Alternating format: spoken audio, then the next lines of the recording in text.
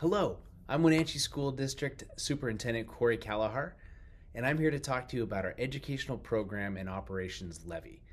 The EP&O levy renewal is on the February 11th ballot, and it is not a new tax and it is not a new revenue source, but it is a replacement of an existing levy that taxpayers approved in 2021.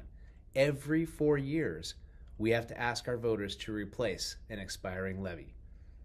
The proposed levy rate on the ballot this year is $2.20 per $1,000 of assessed property value.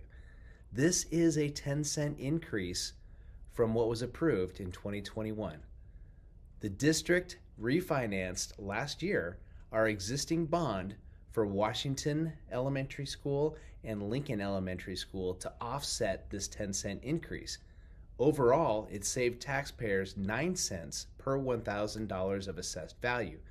This means that the increase truly equates to 1 cent per $1,000 in your tax burden overall in the Wenatchee School District area.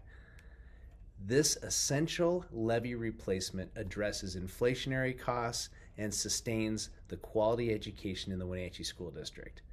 Local property taxes fund vital programs including classroom instruction, technology, resources, athletics, and extracurricular activities. I encourage you to learn more about the EP&O levy renewal on our website, wenatcheeschools.org/EPO levy. Thank you for your continued support of our schools, Wenatchee, and please remember to vote on February 11th.